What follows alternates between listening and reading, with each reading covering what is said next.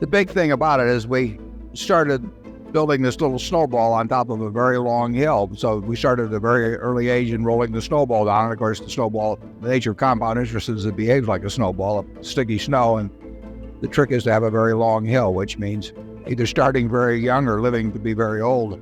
And I would do it exactly the same way if I were doing it in the investment world. I mean, if I were getting out of school today and I had $10,000 to invest, I'd start with the A's. I would start going right through companies, and I probably would focus on smaller companies because I would be working with smaller sums and there's more chance that something is overlooked in that arena. And as Charlie has said earlier, it won't be like doing that in 1951 when you could leaf through and find all kinds of things that just leapt off the page at you. But that's the only way to do it. I mean, you have to buy businesses or little pieces of businesses called stocks, and you have to buy them at attractive prices, and you have to buy into good businesses. And that advice will be the same 100 years from now in terms of investing. That's what it's all about. If I were working with a small amount of money, the universe would be huge compared to the universe of possible ideas I work with now. You mentioned that 56 to 69 was the best period. Actually, my best period was before that. It was from right after I met Ben Graham in early 1951. But from the end of 1950 through the next 10 years, actually returns averaged about 50% a year. And I think they were 37 points better than the Dow per year, something like that. But that I was working with a tiny, tiny, tiny amount of money. And so I would pour through volumes of businesses and I would find one or two that I could put $10,000 into or $15,000 into that were just ridiculous. They were ridiculously cheap. In the quest for financial freedom, most people become lost in the struggle due to making uninformed decisions. Contrary to the belief that you need that huge paycheck in order to attain wealthy status, Warren Buffett, one of the biggest investors in history, thinks discipline, right orientation, and making wise financial decisions are the core strategies towards attaining financial independence. Many poor people are probably poor today due to the wrong money choices they make. The middle class isn't exempt. They often do not even want to take certain economic steps that can elevate their financial status, while the most wealthy people, like Buffett, are focused on making more money and maintaining the ones they have already acquired. The truth is, some poor people often waste their money on useless things compared to the rich. What really differentiates the three classes of people is their decision-making with money. When a poor person is put on their dream payroll, instead of acquiring wealth, they start buying liabilities, thinking it is wealth. As for the middle class, saving up for unnecessary expenses like cars and new houses is often common. You see, rich people like Warren are investors. They would rather put their money to buy stocks, real estate, and all that can bring them more money. Warren Buffett has taken the time to talk about the different things poor people lavish their money on that often keep them in the same status. Come with us as we take a look at the 14 things poor people waste their money on. According to Warren Buffett, as one of the world's most frugal and biggest investors believes, if poor people can stop wasting their money on these things and start making informed financial decisions, it can be their head start toward attaining lasting wealth. Number 1. Fail to invest in personal development. It is often said that the best investment you can make is not having a luxurious house or flashy cars. Rather, it is what you know and can do. Personal development is important for long-term wealth because you can actually get that paycheck. If you don't know how to manage it or make it work for you, it's as good as gone. Investing in skills and financial education is not expensive at all, but it's the best. Most poor people don't pay attention to this, which explains why they don't know how to make money work for them. They end up wasting their money on frivolities and things that have no value. Learning how to improve your income streams and playing different wise money games is important if that million is going to last. Warren Buffett, who is known for being a frugal investor, believes it's only your talent and skill that cannot be taxed or taken away from you. When you fail in this regard, you need to be ready for the pitfalls. How do you invest in personal development? Watching a video like this and learning from top investors like Buffett is a sure start. Number 2. Over-reliance on credit cards. Could you please advise us on what major mistakes we should avoid in both investing and in life? I would also like to have Mr. Munger's thoughts too, please. Thank you very much. Charlie said the major mistake you make, then you're lucky if you're in the United States. go around the world, you don't have a lot of choices in some places, but you should write your obituary and try and figure out how to live up to it. That's something you get wiser on as you go along. And the business mistakes, you just want to make sure you don't make any mistakes that take you out of the game or come close to taking you out of your game. You should never have a night when you're worried about investing. I mean, assuming you have any money to invest at all, and you should spend a little bit less than you earn, and you can spend a little bit more than you earn, and then you've got debt, and the chances are you'll never get out of debt. We'll make an exception in terms of a mortgage on your house, but credit card debt, we're in the credit card business big time, and we'll stay in the credit card business, but why get behind the game? And if you're effectively paying 12 or 14 or whatever percent you're paying on a credit card, you're saying I'm going to earn more than 12 or 14% of money. Credit cards are great due to their convenience, but the interest you pay on them supersedes their greatness. First, it gives you access to spend what you do not own, and then you end up paying high-interest credit card debts. Buffett advises that poor and middle-class people need to reduce how much they spend on credit card purchases. The financial institutions issuing credit cards are not only doing so you get to pay for what you cannot afford. Rather, they are actually in for profits. You end up paying more for spending sprees with a credit card. It's pretty much like accumulating unnecessary debts for yourself. If possible, it's best that you avoid credit cards and start doing all that shopping for groceries with your cash or bank transfer. The interest rate on most credit cards can be as high as 20%, which means you are owing 20 cents extra for every dollar you spend. Isn't it too much? About 40% of people in America have been leaving off credit cards in the last 5 years, and 15% have not been debt-free since 2008. To some people, these statistics don't mean anything. But if you do your pluses and minuses very well, it means you're losing a lot of money and owing more, probably for things that are not really necessary. Number 3, buying new cars. Cars are one of the worst things to buy with your hard-earned dollars. Experts in the field of economics have even demonstrated that most cars lose around 20 to 30% of their initial value annually. The moment you drive a new car off the dealership, it starts depreciating. Of course, everyone would like to use the latest Tesla or pull up in a Porsche. It's really cool, but the primary reason for the invention of cars is to take you from point A to point B. Anything else is secondary. If cars are really so important that you have one, go for fairly used cars. Why should you spend your entire annual salary on buying new cars when there are a lot of good, fairly used cars that can do the job? It is your money anyway, but it is definitely not worth your sweat and savings if you think about it. Warren Buffett and others don't change cars every year, even though they can afford over 100 of any model. Have you found time to ask why? It is because cars are not investments, and funny enough, they are not edibles. If you still have a ride that still works well, you don't need a new one. A fairly used car might be just enough. Even fast cars have to wait at zebra crossings. If you still believe new cars are an investment, set aside $50,000 for a Tesla and put the same money into buying Apple shares, then sell the car after a year and check your shares at the same time and see the difference. You know the answer. Number 4, spend a lot on the latest technologies. New technology gadgets are great to make things easy for us, but it's best that you watch your spending on these things. Using the latest iPhones or MacBooks does not make you look rich. A previous model might be just as good as the new one, with only a few differences. Additionally, every year, new models are released, and other brands continue to produce them too. An average single adult spends over $2,000 on new devices annually, while those with kids spend sometimes double the amount. The same price can afford about 5 Apple stocks in today's market. If you have an old model device that still works well, you don't need to upgrade. You don't need such extravagance at this stage unless you are already made. If you are not, you have no business with the latest iPhones or Samsung phones when your 10 Pro still takes nice selfies. Number 5, spend so much on clothes.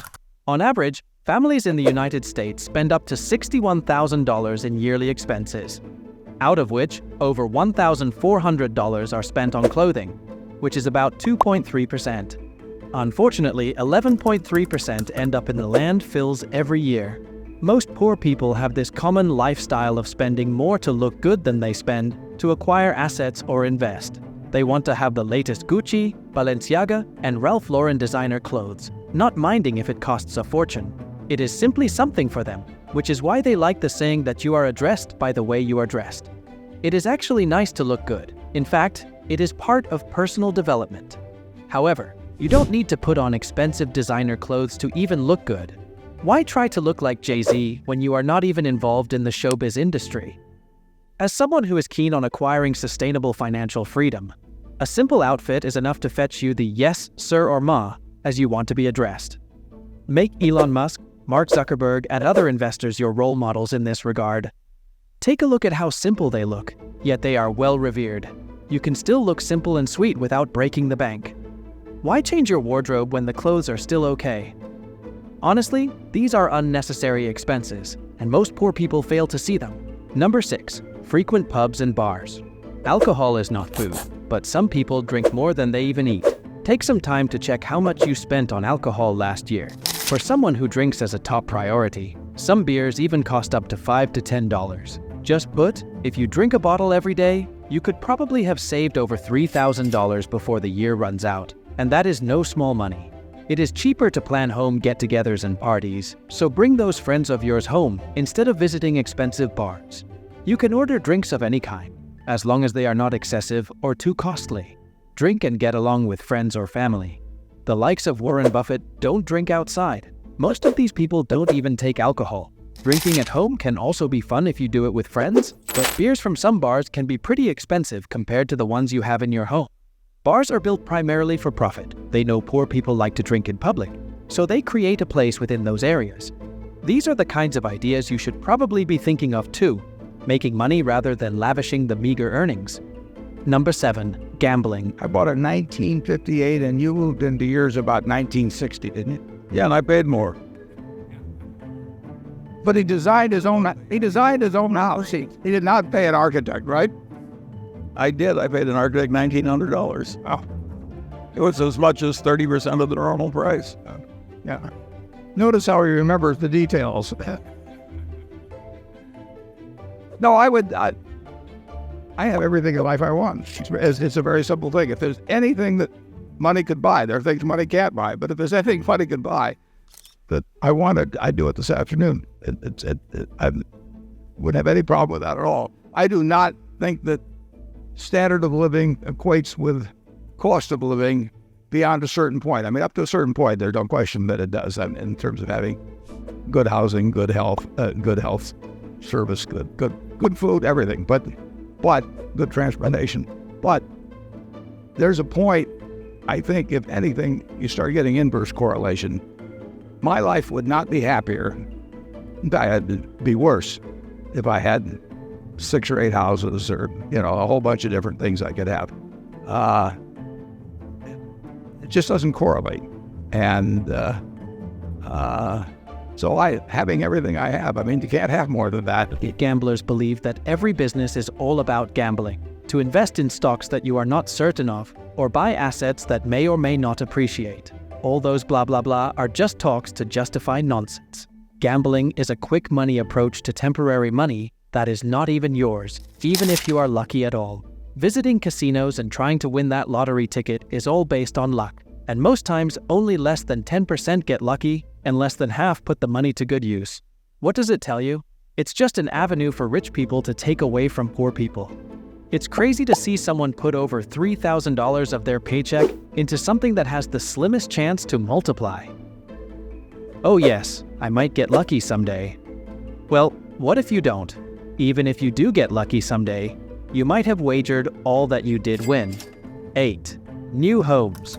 America's average price for new homes as of the third quarter of 2023 is about $400,000 according to the Federal Reserve Bank of St. Louis. Most people don't even make $100,000 a year, which is why many will continue paying for mortgages even after retirement. What if you don't really need a new home? If your old home offers you the comfort of having all that you want in it, unless you are buying the home for Airbnb or real estate, it is not worth spending your hard-earned money on. Embrace Buffett's lifestyle today. The Berkshire Hathaway CEO still lives in the home he bought for $35,000 over 55 years ago. Despite all the fortune he has never thought of moving to a new one, even when he can afford an entire estate.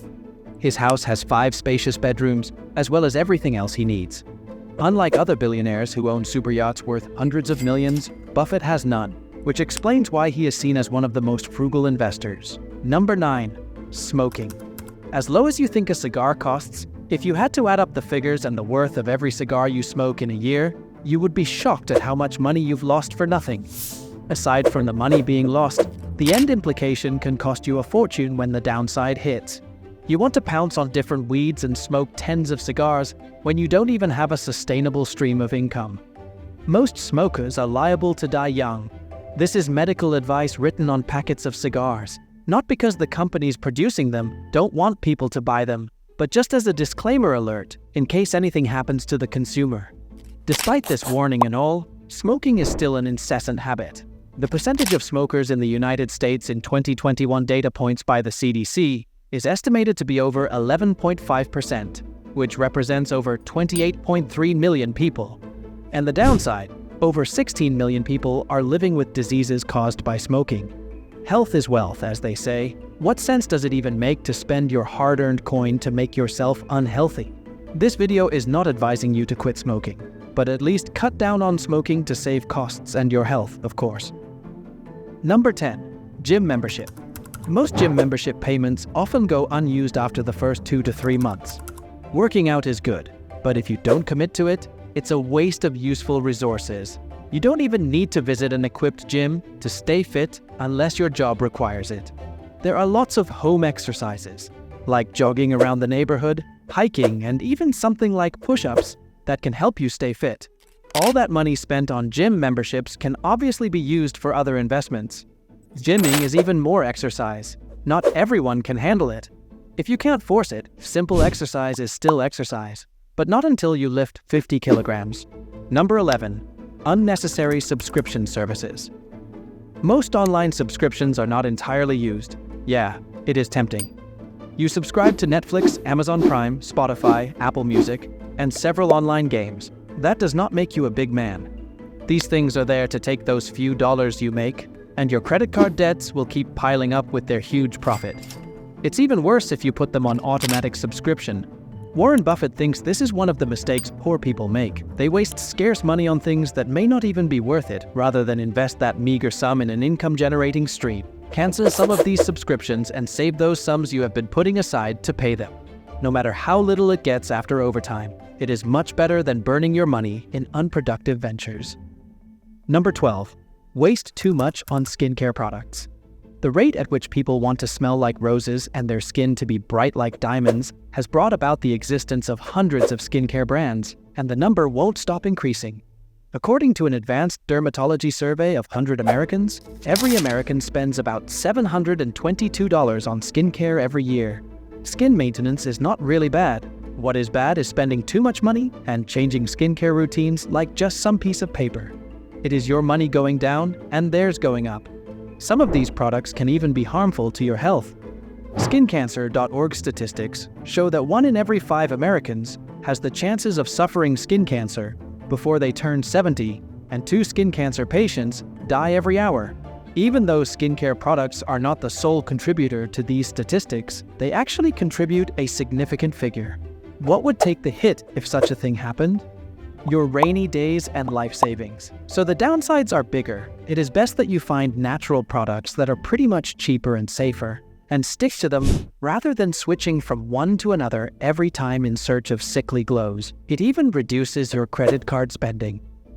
Number 13. Nights out. It is actually good to spend some nights out with friends, but when you start frequenting, the figures will definitely add up.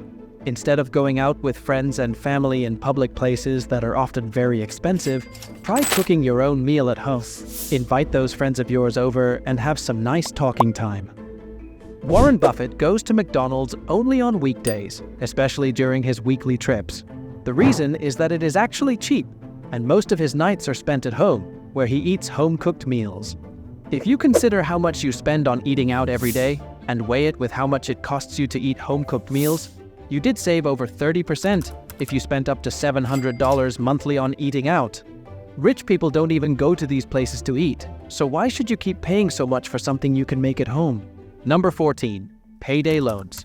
Everybody in America today is a debtor in one way or another, the poor, middle class, and rich alike. But don't get too excited. What they actually do with the loans and the kind of loans they take differentiate these three types of people. The poor are fond of going shopping with credit cards and taking high-interest loans that yield nothing. The middle class isn't any better. Most of them pile up loans, car loans, mortgages, student loans, and all sorts of loans that barely benefit them one bit. For the rich, they strategize before taking any loan. Warren Buffett is one of the greatest investors. However, his company, Berkshire Hathaway Holdings, owes one of the highest debts, totaling about $124.78 billion as of last September. Yes, but what are those debts for? Investments, of course. What they do is get money saved by the poor and middle class for their kids' college fees, offsetting from the banks, and put it to good use, which brings more money and expands the companies. It's pretty simple. Don't take high-interest loans if you are not buying an asset or building investments with them.